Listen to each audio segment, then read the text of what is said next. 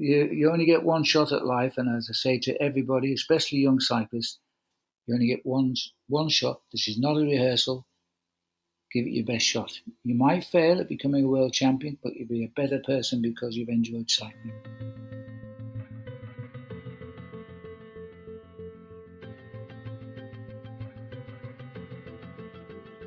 Welcome to the Greg Bennett Show. I'm your host, Greg Bennett, and this was absolutely delightful conversation with the man himself, Phil Liggett.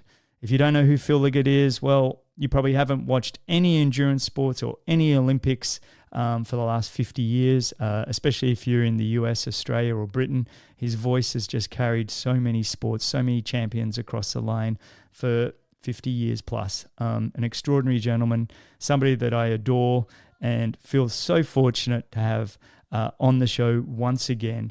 In this episode, we discuss where he is, where he's thinking about with the Olympic Games. He hasn't totally written off, in 4 years' time, but he's sort of suggested that maybe that's 4 years too many. He's just celebrated his 81st birthday. We discuss everything about the Paris Olympics, the road race, the men's and women's time trials, and the road races there. We get in deep around the Tour de France. He answers many of your questions and just does it in such a great way. We talk about Lance Armstrong and his relationship there. We talk about Pogacar versus Merckx and so much more. He's just obviously loves the sport.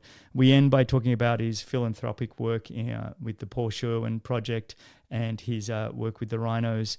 If you want to support those, please do. He's doing absolutely outstanding work. But just a really wonderful episode, one that you can just listen to his amazing stories. Like I said, he's an amazing storyteller and just a delight to listen to. I hope you enjoy it as much as I did. And remember, success comes to those who endure just one moment longer.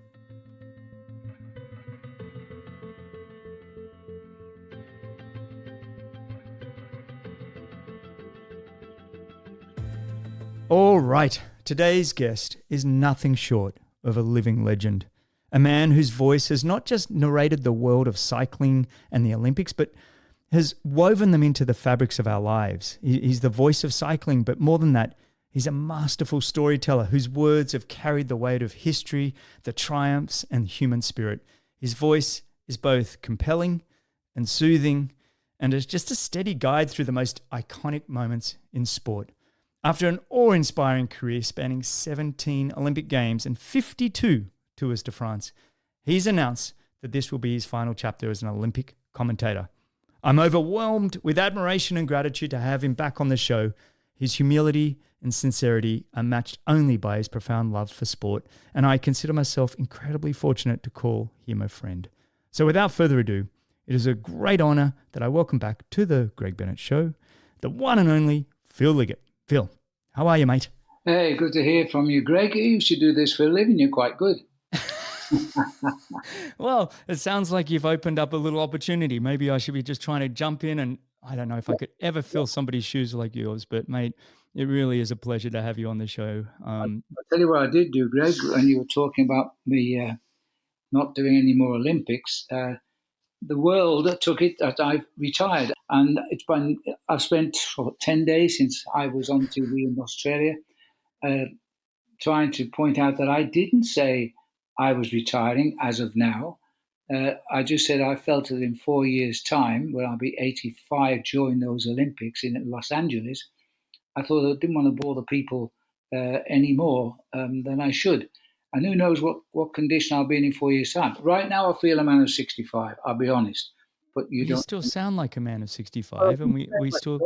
But the trouble is, all my mates rang back and said, well, about time you gave up, because surely you need to give someone else a go. But seriously, it was like reading my online obituary.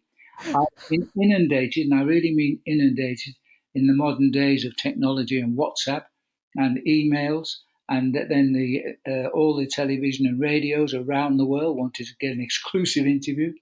I said, well, should I tell you first of all, guys, I haven't retired.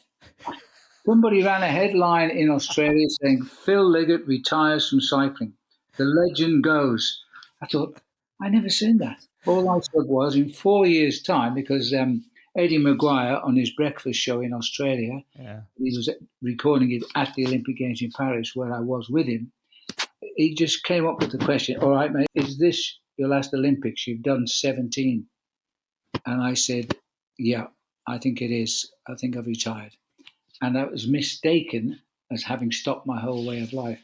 And that's not going to happen. And having said that, I'll be honest with you, since that, a week on from that, Channel 9 sent me a nice letter after the ovation of Channel 9 as well as for Australia and said, look, we know what you said on television, but if you want to reconsider, you can join our team in Los Angeles in 2028. I thought, oh, just when I thought I was coming to terms with what I've done, now they're offering my job back. This is getting worse. Or better, whichever way you look at it. But anyway, the fact is, I'll do the Tour de France next year. I'll do the Tour down under Paris-Roubaix. But I really do feel that 4 years to the next Olympics might be 4 years too far for me. But at least I've got the option now. They've given me the option back. I love it. Well, I think that's it, mate. I think you've left such a legacy, such a mark that you'll always be welcome back in any studio at any time, anywhere around the world. And yes, it might be Channel 9, but I'm sure NBC and even in the UK, there's plenty of people that go, look, we just got to have Phil on. I've been so lucky, Greg, with my life. NBC have simply given me a lifelong contract. They say, we want 1 year's notice when you don't want to do the Tour de France. I think, 1 year's notice? How do you plan when to stop 1 year away? So that's another problem I wrestle with almost certainly on an annual basis, but almost on a daily basis. Having just finished the Olympic Games on my 81st birthday, that was, when you see 81 written down, you can't believe it. It just looks ridiculous. I know how I would think of an 81-year-old when I was 21. And that, for me, is very ancient. But I don't feel that way. No. The afternoon, digging the garden, I'm planning on going for a bike ride and stuff like that. So I think there's a lot of truth that my nephews and nieces have written to me and said, Uncle Phil, we just hope we've got your genes in our system because we want to look like you do it when we're 81. I thought that was a nice compliment. I was pleased with that. Well, thank you so much for the clarity. And I tried to make it clear in the introduction that you were right. Perhaps the Olympic commentary side is done, but go again. But no, you were absolutely right. Yeah, but and it would be, even honestly, mate, if you said I am retired and then you said I'm not retired next year, none of us are going to give you a hard time. We're going to go, great, he's back.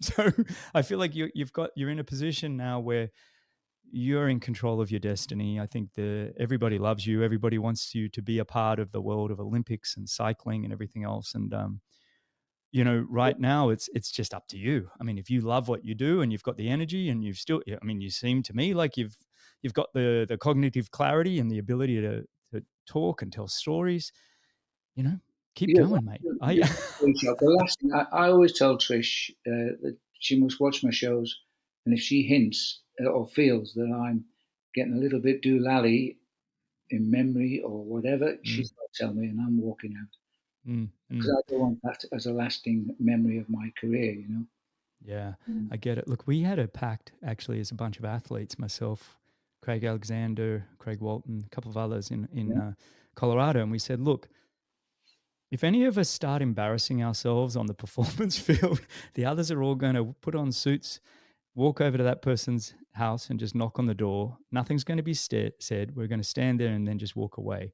And that basically means we've got our mates back by saying, hey, it's time for you to step away when it's the right moment. So you've got that with Trish, basically. Well, exactly so. Yeah. But listen, mate, it's been amazing, all the Olympics that you have done. And I think, happy birthday before we move too far into the show. Yeah. And I think it's pretty cool that it lands on the closing day of Paris Olympics is your 81st. See, my birthday is on the same date every year, which always amazes me. And therefore, it's inevitably usually part of the Olympic Games every 4 years. I remember in the 2008 Olympics in Beijing, I got on so well with my Chinese house cleaners. I had an apartment there with television at the time. They were just so nice people, but they couldn't speak a word of English. So I used to write in Chinese. I used to look at the words I wanted and do the pictures. I said, can you understand that? And they go, yes, in Chinese. So anyway, but I was totally amazed that on the morning of the 11th of August, I woke up and there was a big present on the dressing table from those Chinese ladies. I thought, how the hell did they get into my room in the middle of the night, leave me a present and get out without me hearing them? That started me worrying for the rest of the games. Not that I didn't trust those people, but if somebody did it and I slept through it, that's anyway, that's how I remember my 65th games. That was just 60. I remember, you know what, when we go back to '08, I'd met you a couple of times in Australia in the 90s during some of the Grand Prix. You know, you were doing some of the triathlon commentary back in Australia. But I hadn't seen you for a while, and I was doing work with BBC for the 2008 Olympics. And you were with, I think Channel 7 had it at the time. And Yeah. you walked past me, and I remember going, hey, Phil. And you turned around, and you hadn't seen me probably for 10 years. And you go, oh, hey, Greg, how are you? And you knew my name. I couldn't believe it. It was a highlight for the Olympics for me. I went back to Laura and I said, Laura, Phil Liggett knows my name. I'm not sure if you remember that passing, but I was like, oh, that was just a really, really great moment for me as an athlete, because and I know you've been told this, and I don't mean to make you uncomfortable, but your status has gone beyond what many or most great athletes have ever done, and it's I'm not sure you realize the pleasure one takes if you actually say their name. Well, it's funny, but when I interviewed Sean Walsh, and I know she's no longer with Greg, Sean, but when they were really going strong, and they both won the Foster Tuncurry Ironman. And Gee, we're going back. Was that 94 or 95 or something then? Yeah, I would say that's pretty close. Yeah. And I was doing it generally for the Ironman people, making all that. And so I went up to interview live with the microphone, and I was also getting it on, I think it might have been NBC or ESPN, I'm not sure. And Sean had won the women's race, and Greg had won the men's race. And Greg was way happy, we know what Greg's like. And Sean comes home first, and I went to interview her. I said, Sean, congratulations. She said, I can't speak. It's Phil Liggett talking to me, and it's real. I said, what? I said, hey, we're here to talk about you. You just won a big race. And that's how I remember. And that night, of course, Sean and Greg and myself, we did hold the bar for a long time, because those boys had a lot of fluid to put back in the system. Yes. But I helped them as best I could. Yes. Well, fast forward, and you and I got to work together a little bit in San Marin for the Collins Cup. And that was another real highlight for me. And even just sitting by the bar and I think we had quite a few wines together at that event. It was a real pleasure. Very good for you. Yeah. Yeah. But listen, mate, let's reflect a little bit on Paris Olympics. It's fresh. It's just happened. It was your 12th Summer Games. Is that right? Because you've done winter. Yes, it will be 11. I've done 17 and only 5 winters. So yeah, so that so 12. There we go. But listen, what were some of the highlights for you? You called the cycling, both road races, the time trial and the road race itself. You did the triathlon too, right, for Channel 9? No, I didn't do the triathlon, but I didn't do the triathlon this year. I was with Emma, and Jan was there as well with the family. His job was to look after the family, and his job was to get the bread and butter into the household. Good man. for 9. And she gave me such a hug when we met in the hotel the night she arrived. And I said, where's Jan? He's coming tomorrow with the kids. And they didn't even live in the same place. But I met him the next day in the Oakley house, actually, with Greg Welsh. So we had a real nice chat there. I only did, and I was rather grateful, I only did the road events, because having just literally come overnight off the Tour de France, finished in Nice, I did actually fly home on the Monday, took Trish out for dinner, and got up at 4 a.m. and got the Eurostar to Paris. And so that's literally how long I was in the house in London. And then I was back there. And so if I'd have had to research all the track events, which I love calling track racing, and fortunately they didn't ask me to do the track racing. They had Scott McGrory, with whom I've worked at the last 3 Olympics on all things, including the track, and with Kate Bates, who is eminently qualified because she was a world champion. Mm-hmm. And so I enjoyed working with them on the road, but the highlight was working with Cadel Evans. The first job I did when I arrived in Paris, the boss said, would I get down to makeup and get to where they give us our clothes? Same day this was. And would you meet up with Cadel and interview him at the top of the Champs-Élysées by the Arc de Triomphe? I thought, great, because Cadel was calling with me afterwards. And so, in fact, it was the next day because Cadel came in overnight from Italy. Anyway, we all got kitted out, makeup on, onto the Arc de Triomphe. As you know, there's a million cars go around it every half hour. And as the police were in very, very high numbers for the Olympics, and every time they moved, the sirens were on, getting a minute of silence was almost impossible. But luckily, someone planted a suspicious package, and it wasn't me. There's somewhere near the Arc de Triomphe, and we suddenly noticed the roads were totally empty. The police had closed the whole area, and we had a lovely silent chat with Cadel. And the point of the chat was that Cadel was now going to work with me as a commentator. He was very nervous, but he was very happy to be doing it. I said, Cadel, the last time we stood within 400 yards of where we're standing today on the Champs-Élysées was 13 years ago. That was the last time I actually interviewed you on television. We were live. This was a live cross.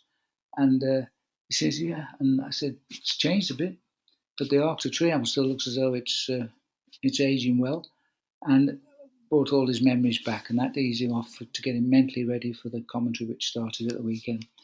And he really, Cadel, away his racing days, because big story, which we did on handover, because he always reminds me, never mind me to remind him, but in 1998, I told Cadel in Hobart, with his sponsor at the time, and he said he couldn't go until after the Olympic Games in Sydney to be a pro. And of course, he crashed, broke his collarbone, so he didn't ride well in those Sydney Olympics. But after that, he did turn pro. Mm-hmm. And then eventually, after a long love affair with the Tour de France, he was podium a number of times, as well as being in the top 8 or 9 riders. Then on that one day back in 2011, he won.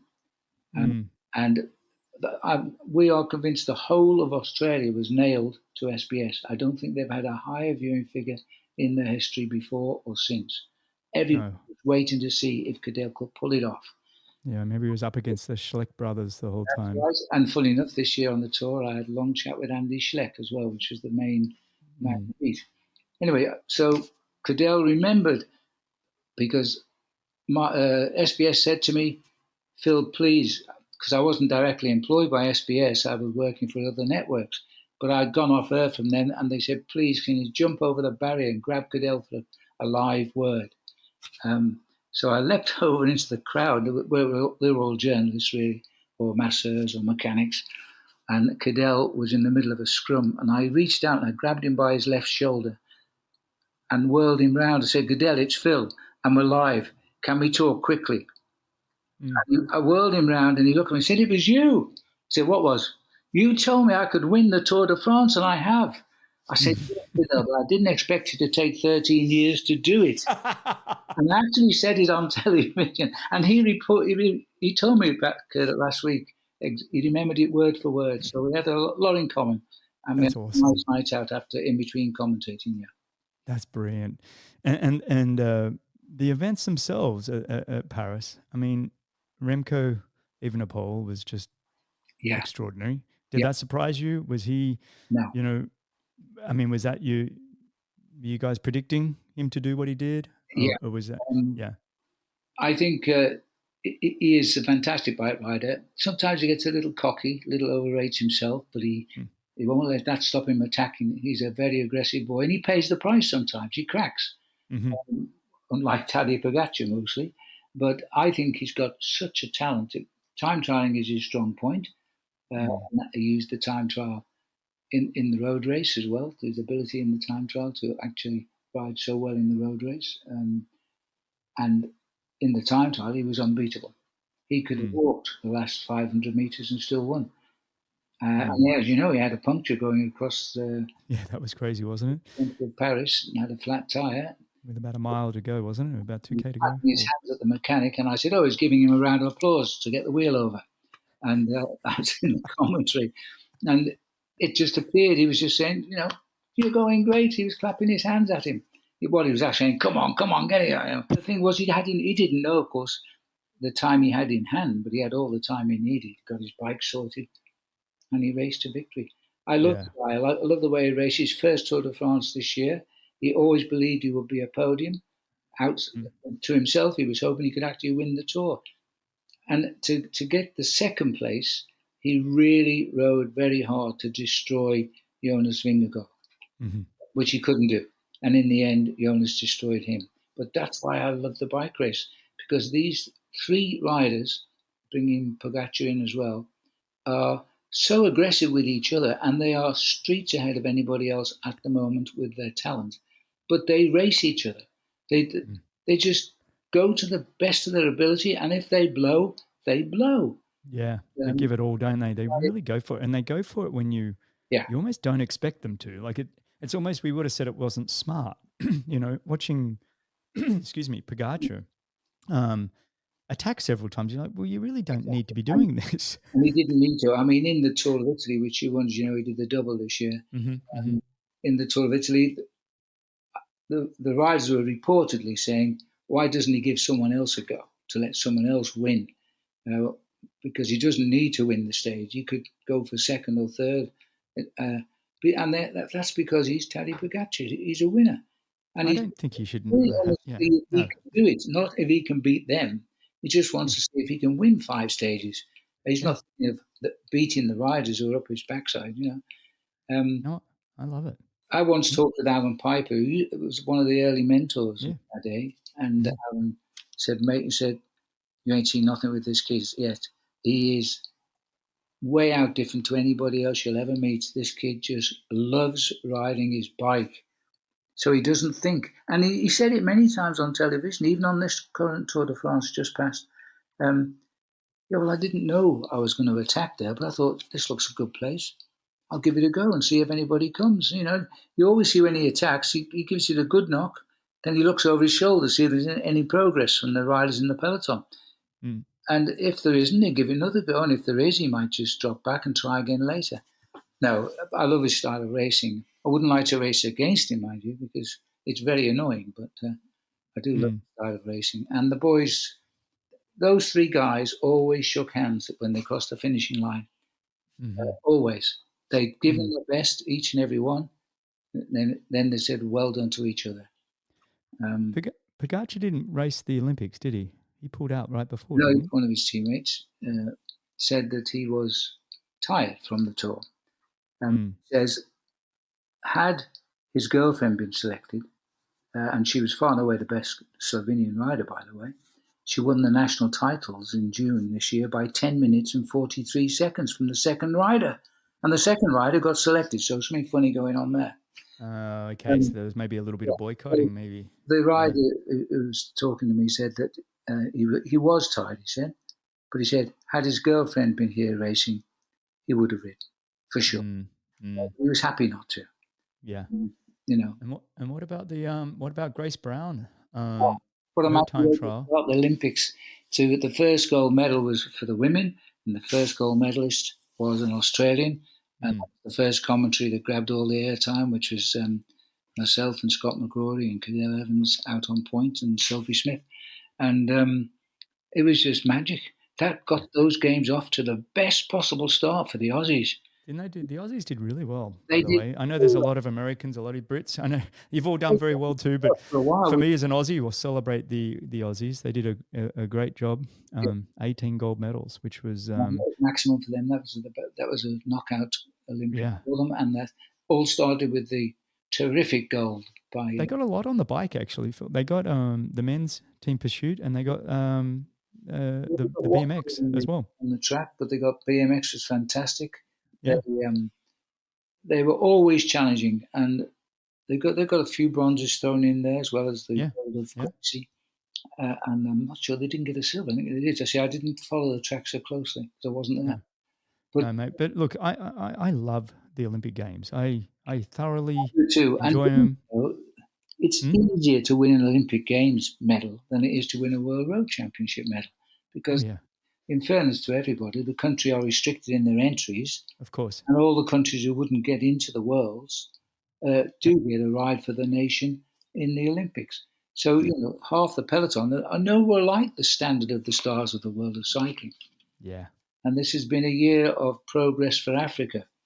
We had the Mm, Ugandan who was in the breakaway all the day long. This was a long race. This was mm, 6 hours and 40 minutes, the men's road race, 275 kilometres. And this kid was leading with a couple of others for virtually 260 of them.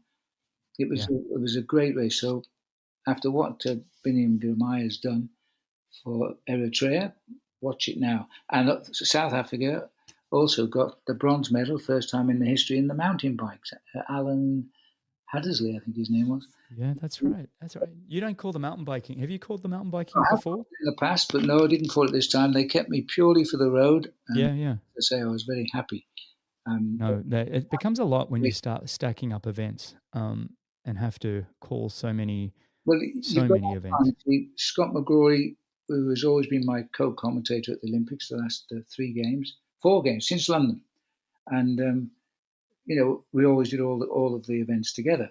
But Scott did um, he did BMX, he did mountain biking, he did all the track, which was 6 or 7 days, Wow, wow. and he did the 4 road events.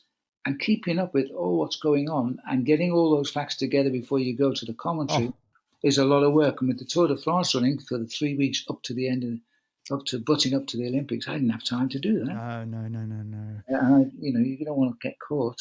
So It's like our good friend Lee Diffie over here with NBC. I don't know how he does it. Are you friends with Lee Diffie at NBC? no. Oh, Australian commentator. He calls all the track and field Oh, um, for the US. He does all the motor racing as well, and uh, I'm always amazed at how much he's able to cram in. yeah. But we're missing one more, and that's Kristen Faulkner, who won the women's road race. Oh, Her story is absolutely it is. so. I mean, I'll let you tell the story because No, no, people want to hear your voice. But you no. know, Christian is she's as hard as nails. She's had her ups and downs, but because she won the gold, she's been taking part in the Tour Feminine, which started yesterday or the day before, hmm and which I'll be doing the last 2 days of for American TV. Um, and we'll see what she does there. But her whole attitude, she read the race right. It was a very good race, but the hot favourite was Lottie Kopecky mm or Demi Vollering. But the Dutch really should have had this, and the Dutch knew it. And the only possible one to knock the Dutch off would be Kopecky, who's Belgian. And the climb up Montmartre made both the men and the women's race fantastic. The didn't it? crowds up there was as good as any climb of Alpe d'Huez, except it was nowhere near as long. It was about Mm-hmm. 14 kilometres shorter, but the crowd was as big proportionately. And riding up there, they all rode to the occasion. They gave 100% effort, and they cracked one after another. They cracked. Then they had to chase, go round again to chase to get back up the climb. And Faulkner kept doing that. And Kopecky really, every time the breaks went, she missed them. And every time she got back to the leaders with a great chase. But it didn't get out of her. So it was just a wonderful race, and it was getting very difficult. And Christian had worked all this out because she was always on the defensive, but she never stopped trying. And then when the big chase came together with the last woman on the road, they all looked at each other, and as Christine closed the gap, she went up on the left of the road and just jumped straight past them and never even took a breath, never considered, should I wait 500 meters, should I wait a kilometer? Now is the time.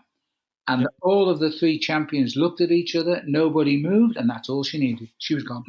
It was amazing. I mean, her story alone, coming from Homer, Alaska, Yeah, so going to Harvard, becoming a VC in New York. very clever I lady. think she rode at Harvard and then took up bike riding only 7 years ago, I heard. Mhm.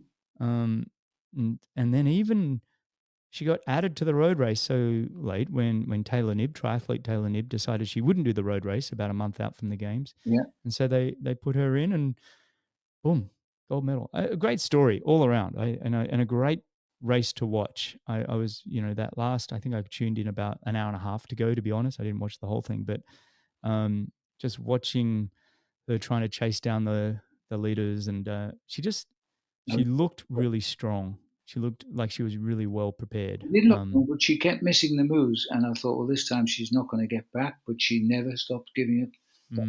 Good. And when the stars at the front grouped, there was a moment's relaxation. She was still coming. And that's the thing about the Olympics compared to the World Championship road race. The field, you have to do all the work yourself.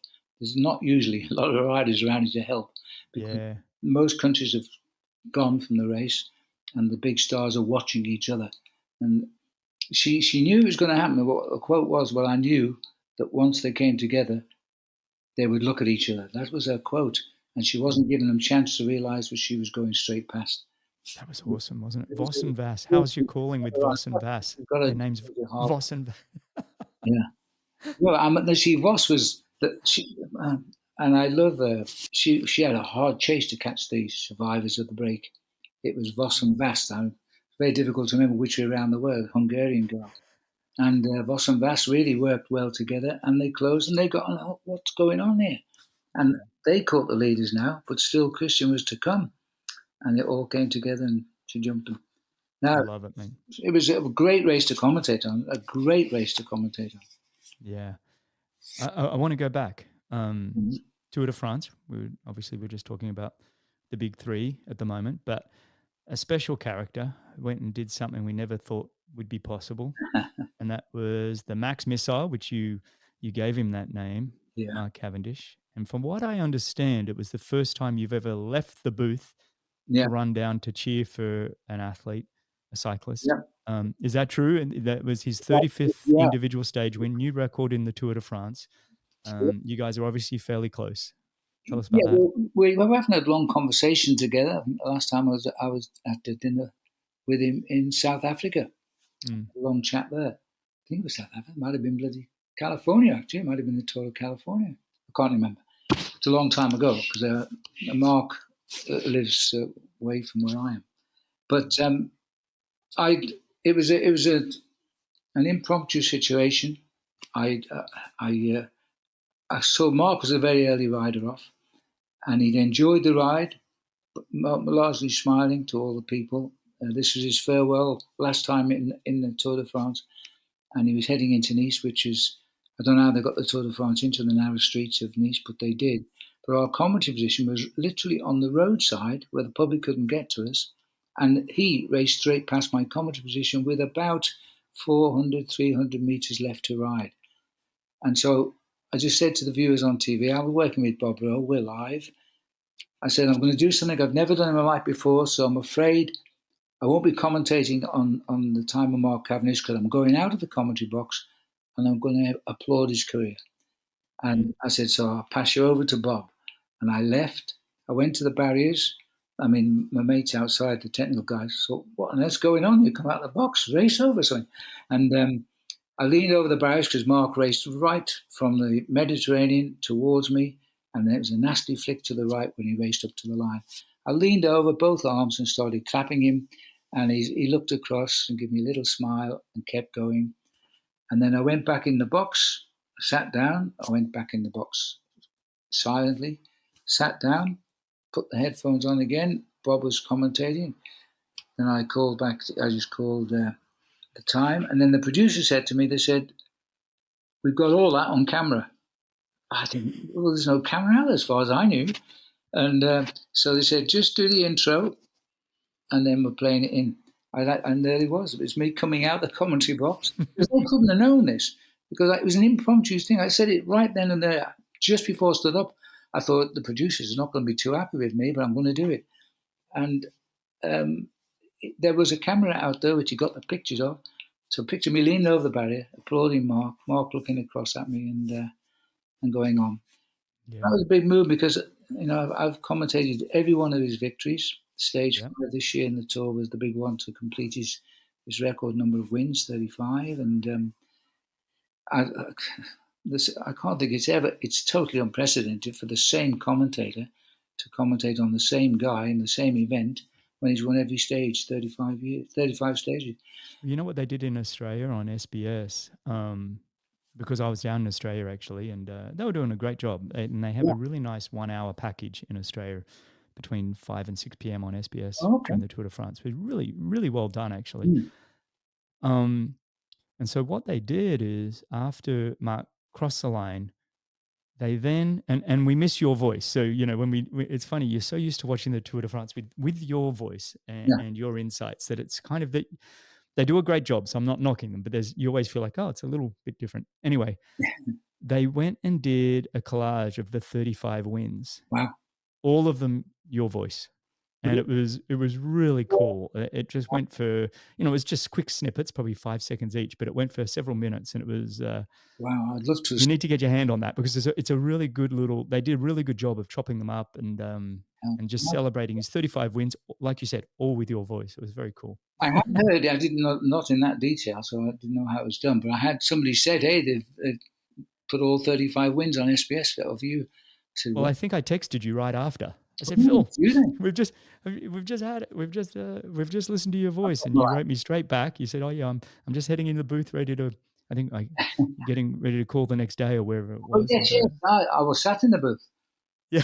When the text came up, I have been able to commentate and text at the same time. But SBS, I used to love working with SBS, and to this day, I still get letters of why aren't I on SBS anymore?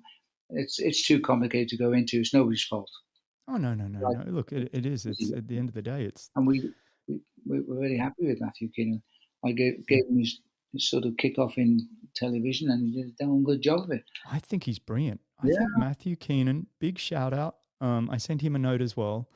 Good. And just said, you're doing a really great job. I think he has a great voice, an amazing understanding of the sport, loves it.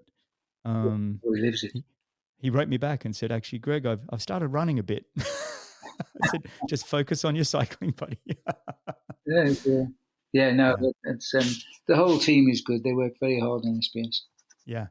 Well, mate, I yesterday I told people that I'm going to be speaking to you today, and I said, do any of you have questions? Now, kind of a silly thing to do when you're going to have Phil Liggett on the show, because I was inundated with questions from fans from all around the world, from Brazil, US, Australia.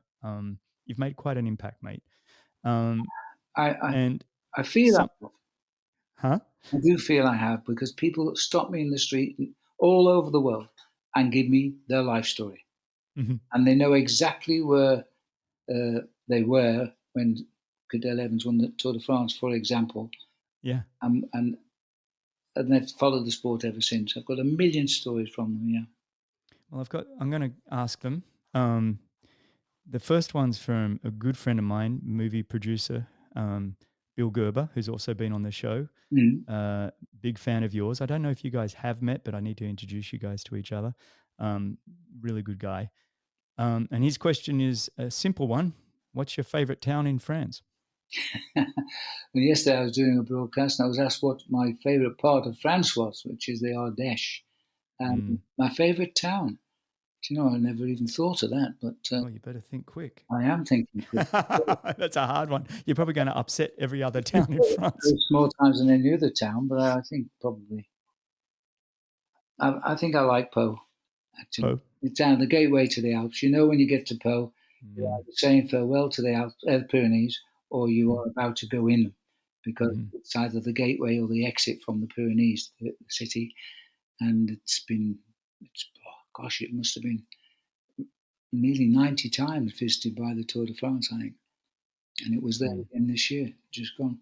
Yeah, I like it. I love Pau. It's got a casino, but I'm not interested in gambling. But the motor racing circuit used to go around the casino. at a motor race, Formula One type race in the old days. Always a good approach, always come out of the Pyrenees, and then you usually have a nasty kicker bringing you into the town and into the town square.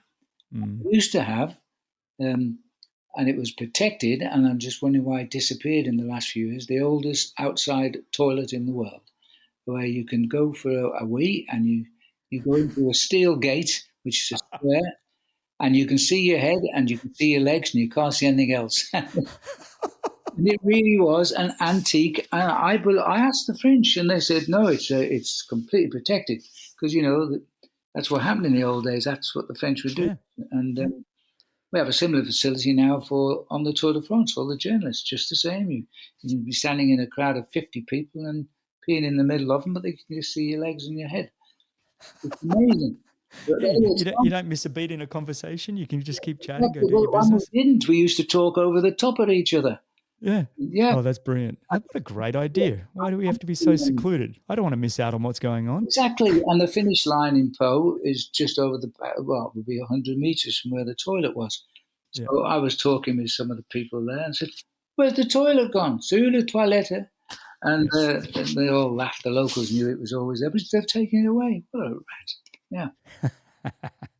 All right, mate. Well, I got another one for you. This one, you can breeze over if you want to, but I'm going to bring it up and you can decide how you want to answer it. But it's from a Brazilian friend of mine, Beto Nintrini, who I've met through the podcast. A great man, has his own show as well. Do you think that the Armstrong incident will always put a question mark on spectacular performances in cycling, like we saw this year from Pogacar or Jonas in 2023? Yes, it will. And the rumours are flying around by people who just don't believe in any sportsman can do what Pogacar's doing now. But, the tests are very strong now, and I just hope he doesn't display any of the symptoms of taking a lot of drugs. I mean, to perform at this level as long as he does, he's certainly very, very technical with what he eats and how many calories he puts into his body every day, etc. He's very strictly supervised. But I don't believe he takes drugs. But I said the same about Lance, so what do I know? But I think that Tadej, he would be destroyed if he ever was guilty. I think, like everybody now, that he is so technically monitored for the performance of his body, and he doesn't over race. He chooses his targets, and then frankly just disappears. He goes high altitude training, carefully monitoring and bringing his body to the point where he wants it to be when his race he's chosen to win comes along, which this year was the Tour of Italy and the Tour de France. And no intention of riding the Tour of Spain, which starts this weekend. So, but, of course, superhuman performances. But the drugs testing has also improved. And I see the drug sheets that come out from various places. And cycling is no longer in the top 6 sports of drug takers. It's all other sports now, and there are quite a lot.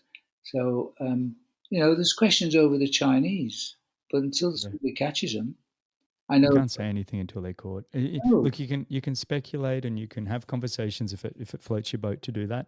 I'm somebody, I love sport, and every now and then I'll throw out a bit of speculation, but for the most part, I still just love sport.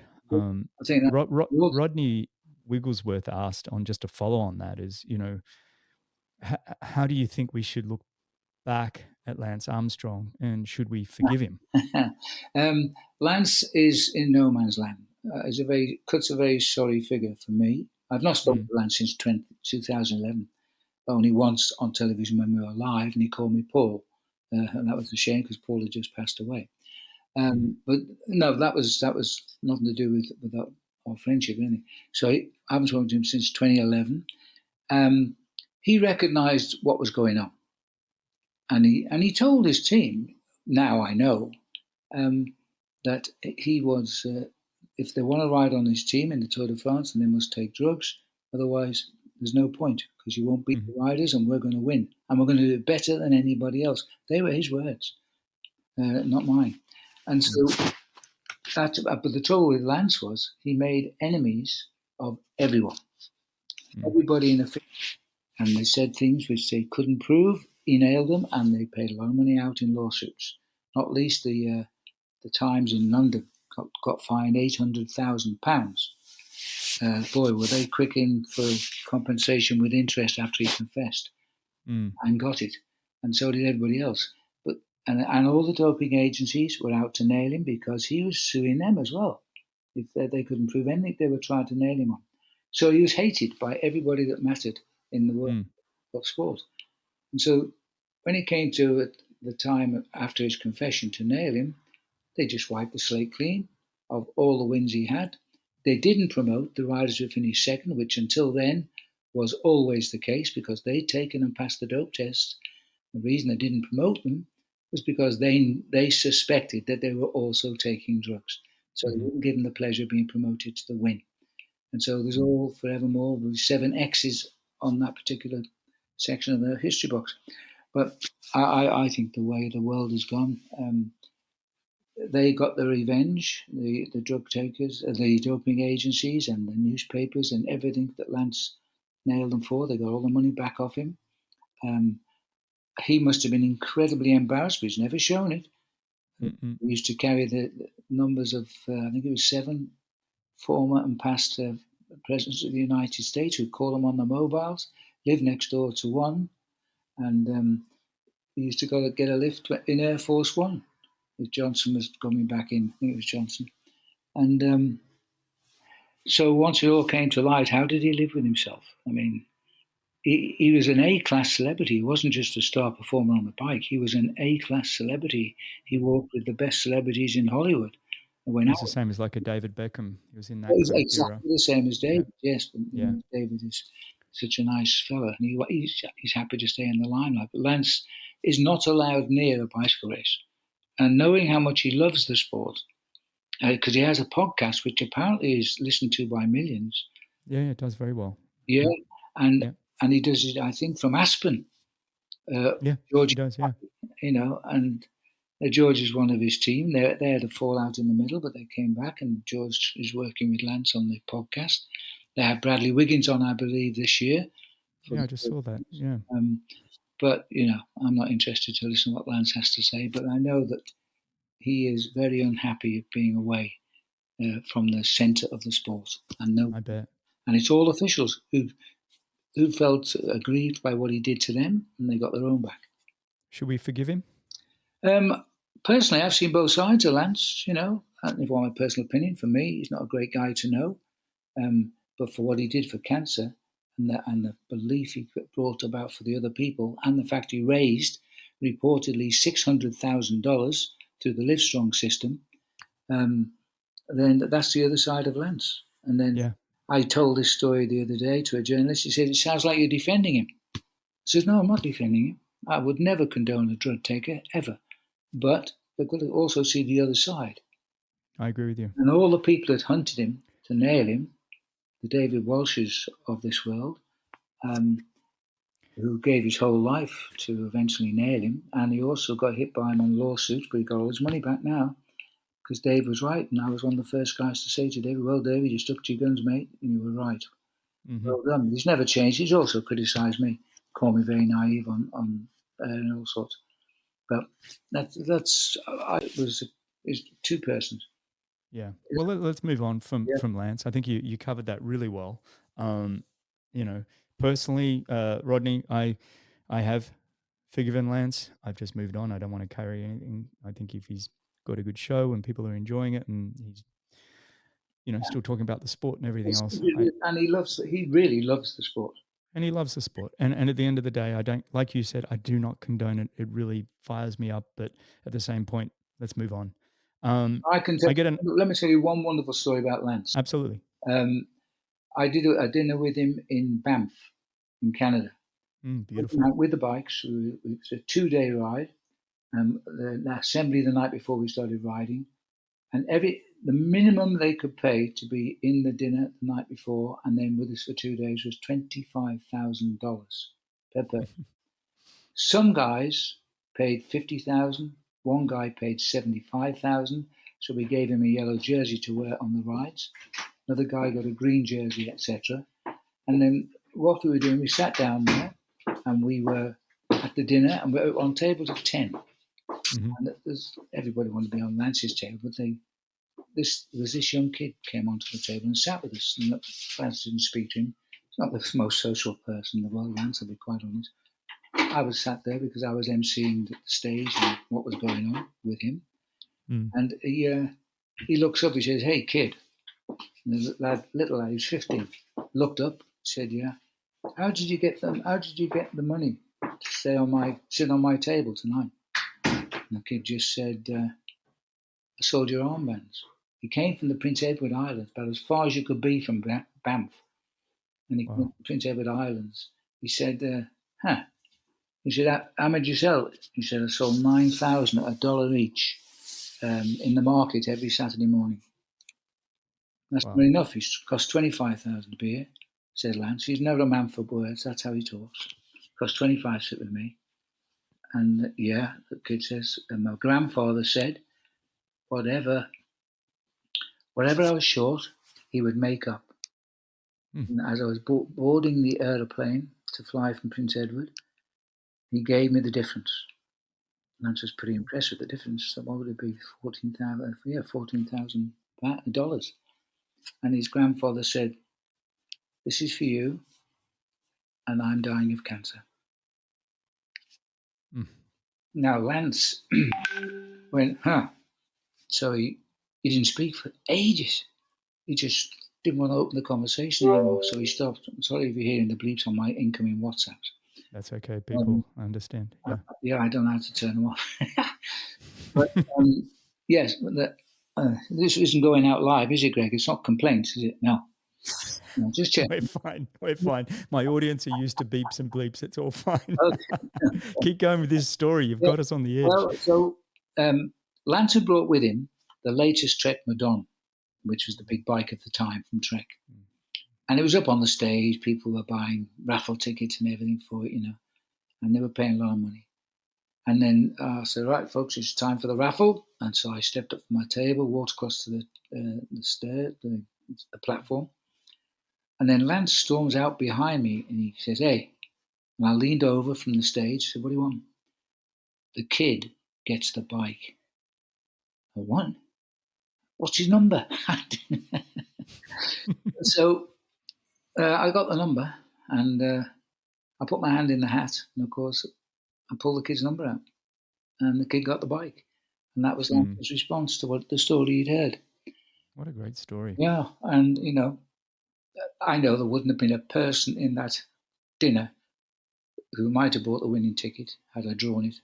No. They wouldn't have minded that happening. They'd agreed 100%.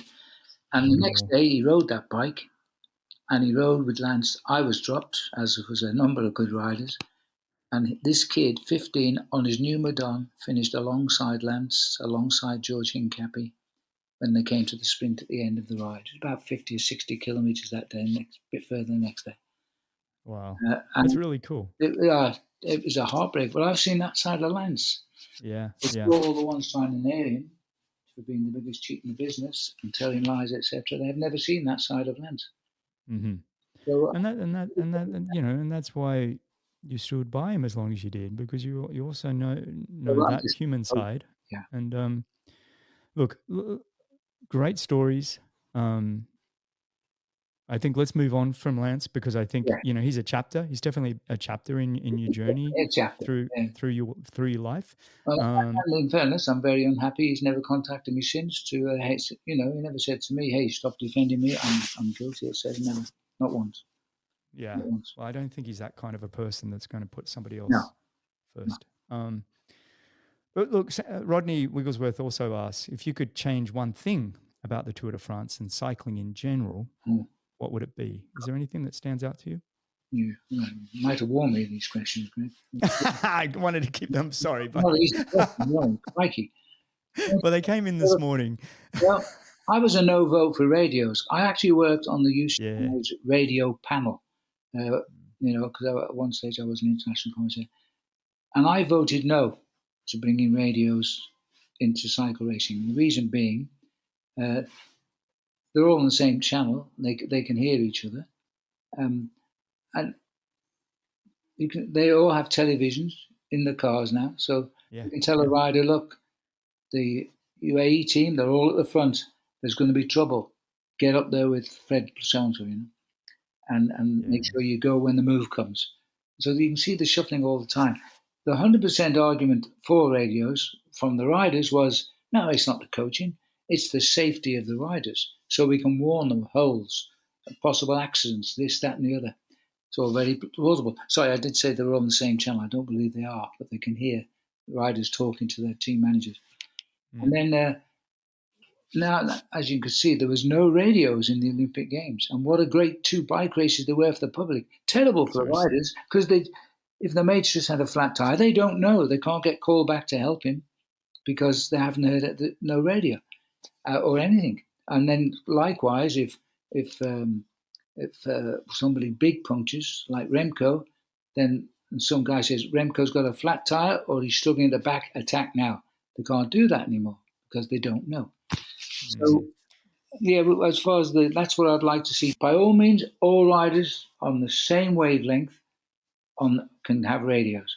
Then, if the race commissaires warns the riders then directly, a dangerous descent coming up, take it easy. Then everybody very specific. Nobody is telling them tactics. No tactics radio. I like that. We have every team has a road captain. It's the road captain's job to convey the feelings of how this stage should be run, or get round the peloton and tell Fred Blocks to go and look after Jack down the end there and get him up here. It would make a difference, I think. I love that. I think that's really great feedback. Rodney, I hope that answered your question. I love that one.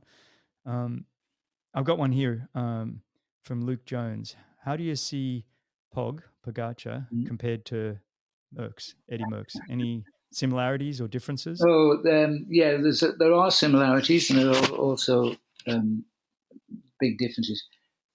First of all, he's not yet the new Eddie Merckx. Merckx, in my book, still the best bike rider who's ever lived.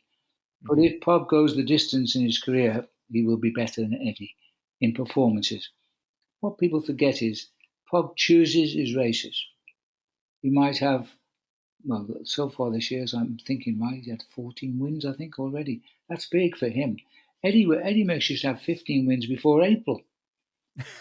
And in his big seasons, he won between 50 and 55 races in one season. And, of course, he did everything in 7 Milan San Remos, 5 Liège-Bastogne-Liège, 5 Tours, 5 Giri, and so on. And he's won the Tour of Spain as well. He was hard to compare to Merckx off the bat, but you can see similarities. Yes. Eddie's won every classic in the world.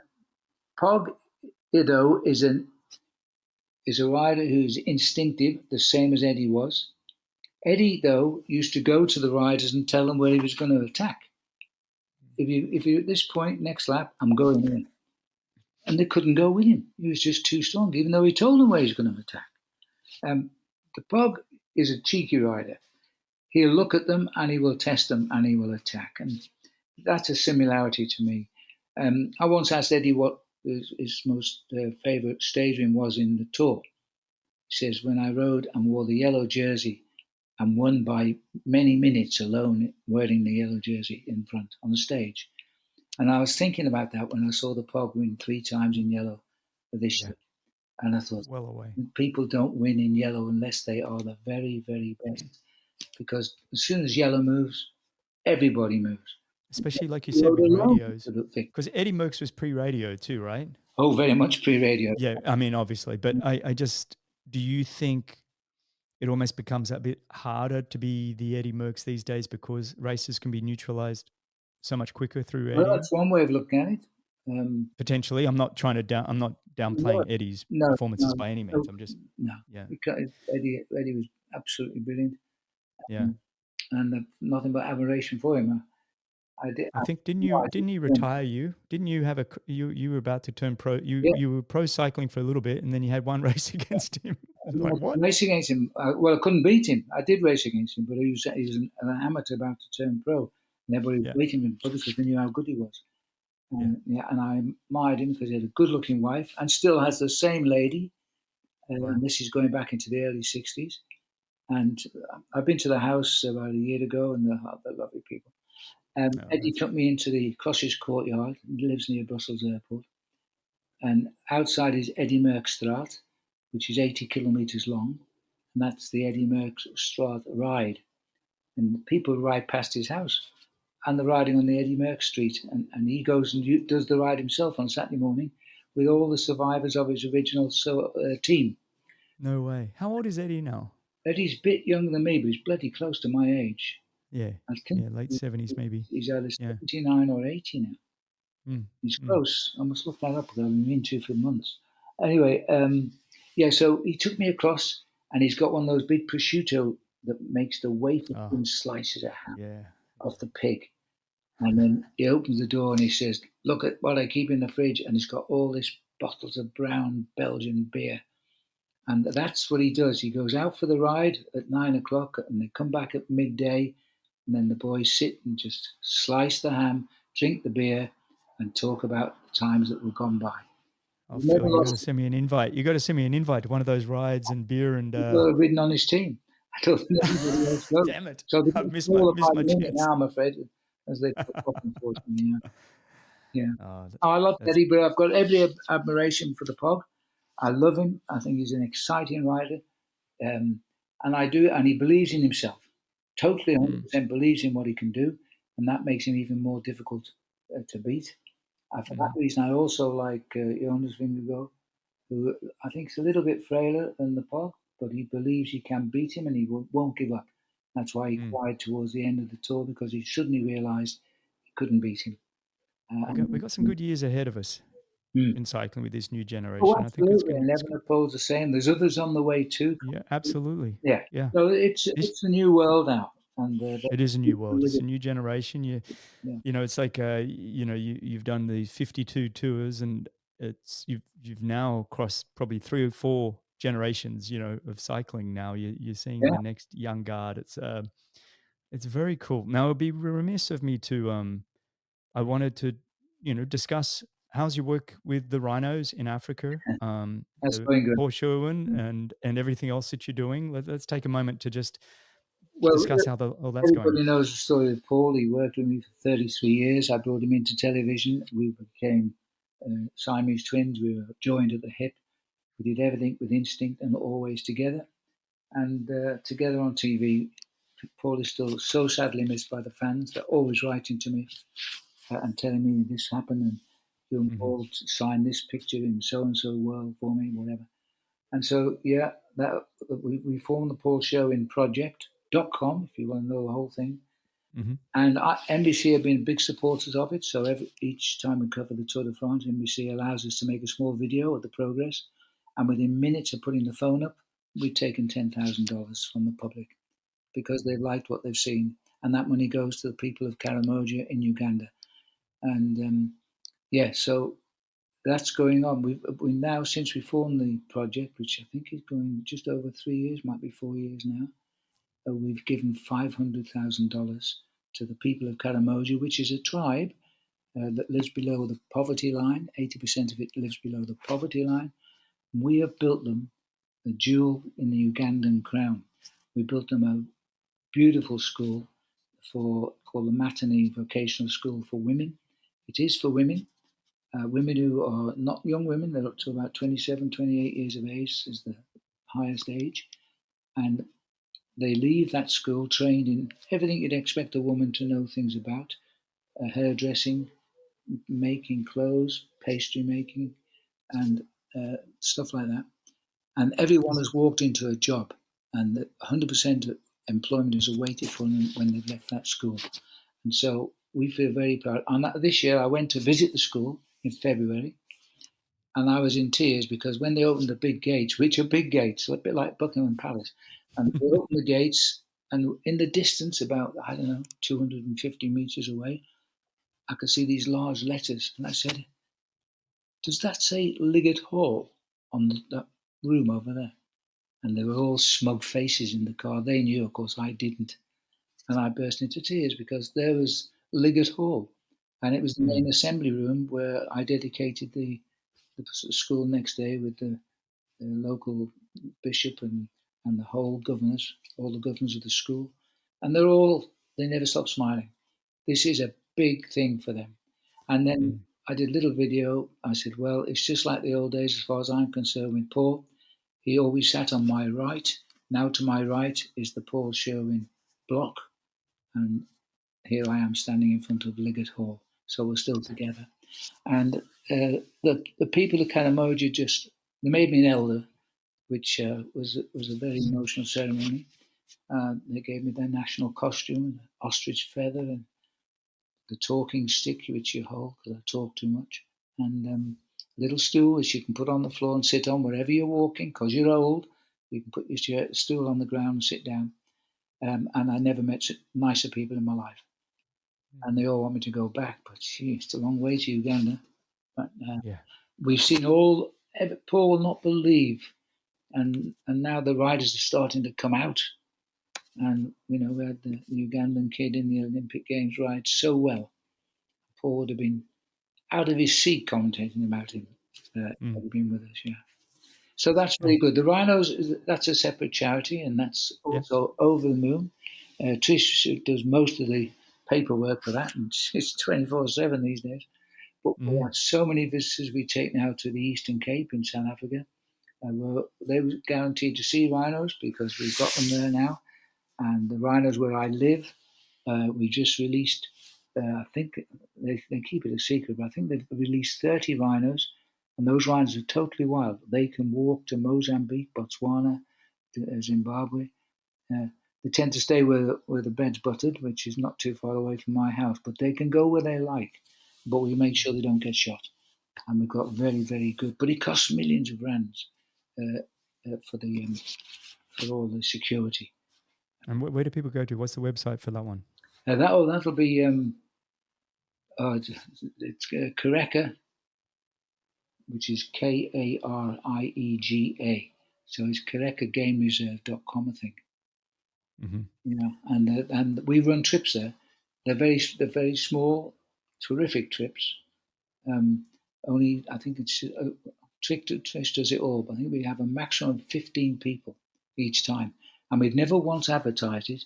And we're in our 4th year next year, and we're already looking at 26, because everybody who goes wants to come back, and we want others to enjoy it as well. Because it is so we're making it bigger and more. We're now having 2 weeks instead of 1 week. And including the price is the greatest thing of all. That's the last penny you spend is when you send a check to the because everything is free. All your food, your game drives, they will take you up to elephants, right up to elephants. And, of course, all your alcohol is free. Not that I drink, but it's all free. And, yeah. That's awesome, mate. I'm going to have to talk to Laura about that. So you know what you pay is what you get. We're right in even the donation which goes to the rhinos, yeah. Yeah, that's brilliant, mate. Well, look, for everybody listening, support Phil in these incredible projects, foundations that you've got going on. I know it takes a lot of work as well for both you and Trish, but it's amazing the mark that you're leaving. I love that you've been given your own hall, the Phil Liggett Hall in Uganda. That's very cool. All of us have such fond memories of you and Paul feeding off each other. You both have a gentle soul about you that made it very soothing yet compelling, like I said in the introduction, that made always watching the Tour de France just a real pleasure, whether you're into bike racing or not. And I remember you once saying, our goal was always to keep someone who doesn't really know much about cycling from leaving their seat before the commercial break. Was always to keep them interested as much as it was the mad fan about cycling. And you and Paul, like you said, Siamese twins, the way you played off each other for so many years, 35 years, it was a real pleasure for all of us. So, a big thank you from me on that, because it was part of my whole youth and childhood, always listening to you guys. And he is missed, but it is amazing the work that you've been able to do since him leaving us. So congrats on that, mate. Well, I forgot to mention too, Greg, that during these UCI, NBC little cameos we make on the rest days of the tour, where the Paul Sherwen Project, which is basically Catherine Sherwen arranges it, She hosts. Mm. We bring together all those who pay. I think it's $300. That's the minimum, and we try to restrict it to just 20 people. We can get more, but 20 means I get to speak to them, and they get to talk to me. But this year, Ben Stiller joined us. Oh, that's great. And he has always liked Paul and me. He came to see us on the tour once, and I'm afraid I have to say to Paul, "Who's Ben Stiller?" But once I found out, he's a pretty good actor. I must say, he's a very nice guy, but he loves cycling. Yeah. And he was on holiday in Hawaii, so he got up at 3:30 in the morning to commentate at 5 a.m. on our little 1 hour podcast. And I said, Ben, you don't need to do that, mate. She said, no, it's fine. I'll get a good strong black coffee and I'll be with you. And he was. And in fact, we overran the hour. Everybody had questions. He had great stories. And the people are so nice and they love cycling.